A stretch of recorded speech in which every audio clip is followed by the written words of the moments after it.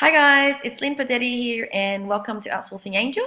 And in this video, I would like to share with you the top 10 tips to being an awesome VA that clients adore. We at Outsourcing Angel really care about our VAs and we want to make sure that you become the best that you can be as a VA so that you will always be employable with us or with the clients. So let's get started. The first tip is say what you do and do what you say. Now, before I go on with all the tips, just wanted to let you know that all these tips are just as important as each other. They're not in any order of more importance than the other. So the first point really tells you to always only say what you do and do what you say. Don't overpromise and not being able to deliver. So if you say you're going to turn up to work at a certain time or send an email at a certain time or get back to your client at a certain time, please do so. Because if you can't meet that deadline, let the client know. And all the clients are quite reasonable. You just have to set the expectations and say, look, I'm sorry, I can't deliver or I can't email you at 5 o'clock. Please give me until 10 o'clock and I'll do it. And so, once you've said that, then please do the task before or by 10 o'clock because it's very important to create the trust, and it's very important at the beginning as well because the clients don't really know who you are and all they have is just your words. So you need to prove to them that what you say is true. Once they've trusted you, then they won't be micromanaging you and they will give you the freedom to do what you need to do because they believe in you. So the second point is being proactive. So what I mean by that is we don't want to hire a VA that's like a robot. So clients don't like that. They want to have a VA that can think for themselves, that can think for the client. So if the client gives you a task, and you said, oh, look, I can't do, you emailed back and said, oh, can you please provide me the access to this website, for example, and the client's busy and they're not replying to you. Don't just leave it there and thinking that it's, the ball's on the client's court. You need to follow them up the day after and say, hi, just wondering if you got my email. I'm worried that the emails got lost, but I'm looking for the login access. So basically you're being proactive in following up and reminding the client. You do that as much as you can to get what you are after to do that task. Obviously, if the client continues to ignore you, then just raise it up with them in your maybe weekly report at the end and say, by the way, throughout this week, I've been trying to get the login, but I've been unable to. So I will put this on hold until you let me know. So as long as you've been proactive and shown that you're proactive, then that's okay.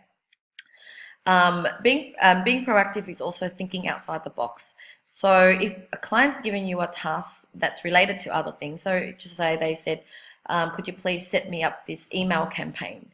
Don't just, if you wanted to show that you're proactive, say, okay, after I've done this, would you like me to also email this, or would you like me to do this? So by thinking outside the box, by thinking for them, it shows that you're proactive and very smart.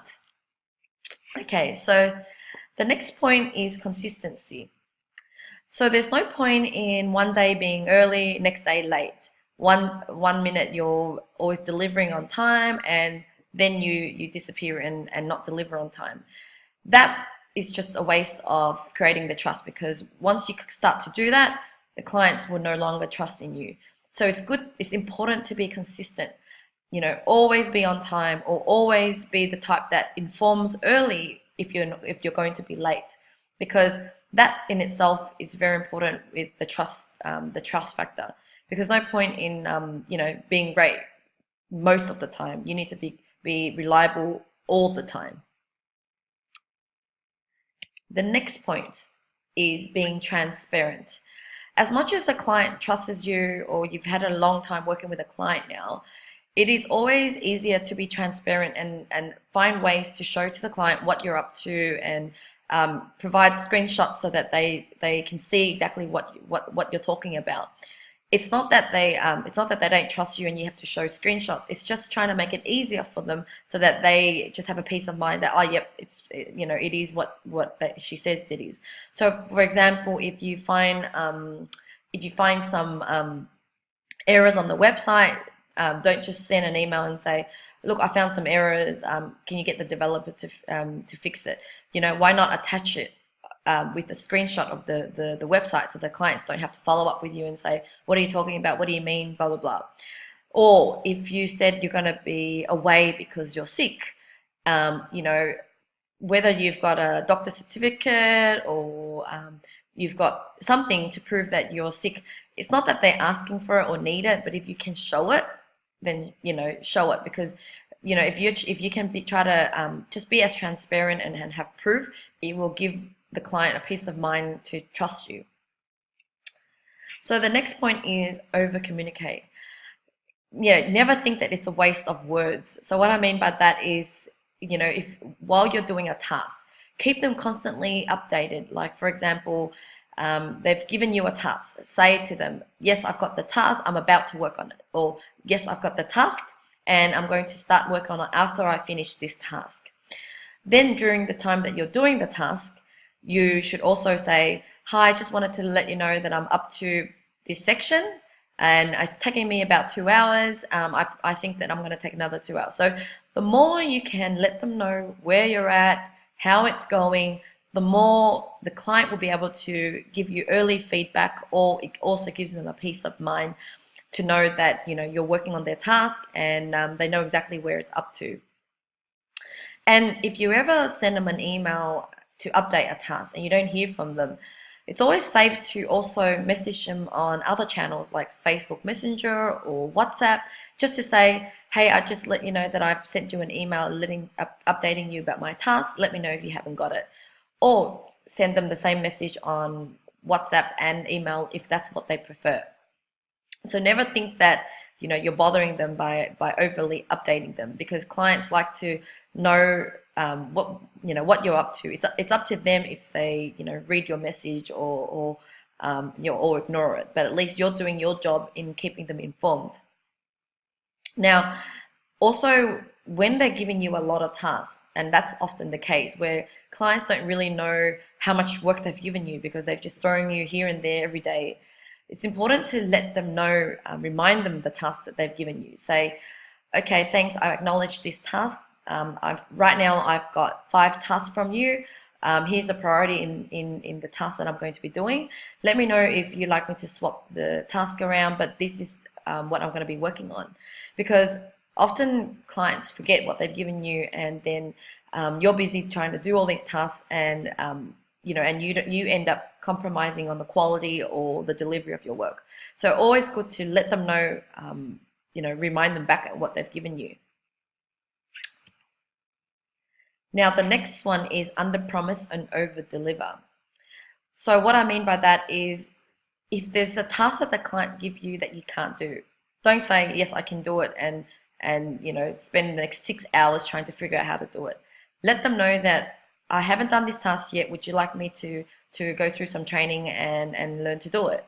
At least you're giving them a choice to whether they give you that task or give to someone else the task. Or if you can't deliver the task within the deadline that they've given you, let them know, because you rather under promise and then over deliver than it is to over promise. So if you think you can't make it Friday, ask them for a longer deadline to say Sunday. But even though you deep down you think you can probably do it Saturday, and then surprise them with a Saturday delivery. That will make the client very, very happy. Okay. Always in learning mode. So, never stop learning, and never look at tasks as being boring or not enjoyable, because even when you're given a repetitive task, it's a chance for you to become better and better at that task. If ever the client is is so busy that they're not giving you any work to do, be proactive and ask them, is it okay if I spend the next 3 hours learning about this and that? When you're learning, it's good for yourself. It's not just good for the client, because you're adding value to yourself. And when I recommend that you don't just learn technical stuff. For example, learn how to use a website or learn how to use a email software, but also learn about personal development, things that can improve your happiness, things that can improve your mindset, things that could help you be positive in your work life and in your personal life. So always seek ways to learn, whether you're asking the client to give you more training, or when you're free to do some more training, or when when a client's asking you to do a lot of changes to a job. Don't find that as a waste of time, but a chance for you to get better at what you're doing and to learn on how to improve next time. Number 8 is committed. It's okay to have casual conversations with a client here and there. It's okay to ask the client to get time off from work and to run, to look after your baby, to run errands. But it's important to, when you're working, you work. So if you are hired to do 6 hours or 8 hours worth of work, you produce 6 hours or 8 hours worth of work. You got to show that you care for the client and for his business as much as they do.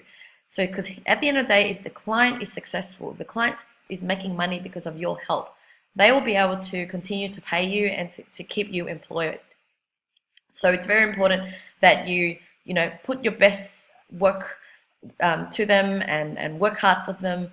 Never take work as this thing that you just need to clock the time with. You need to produce result and be committed to their success. Now, giving. What I mean by giving is that don't look at your relationship with your client as if it's a transaction. Like if a client's giving you a new task that's outside of your work hours, don't say, okay, will I be paid for this, and worry about the monetary thing.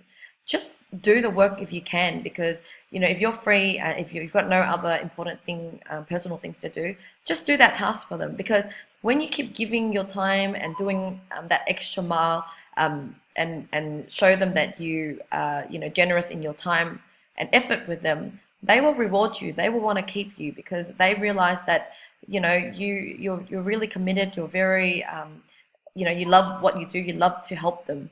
When you start giving to them, the clients will want to give back to you. They will want to give you a pay rise. They will want to give you some bonuses. They will want to keep you for as long as they can. Now, the next step. Friendly. Sorry, next point. Friendly. It is always important to be friendly, to be happy, to express happiness and humor. I know that you're working on most of the time on Skype or on email, but show expression by having little emotion icons, happy faces, and ha ha ha expression, and laughing out loud expression. It shows that it gives your work relationship a more lighter feeling. It shows that you've got some sort of personality. Who doesn't like to work with a friendly type of person or someone with a sense of humor? So always try to be happy and friendly. So I hope that you've learned from me these top 10 tips, and if you get a chance to work with us, we're always here for you. If you're ever unsure about how you should deal with a client, or how you should respond to a client, how you can improve yourself, we are always here for you. You just have to let us know your problem and we will help you. So until next time, I will speak to you soon. Thanks.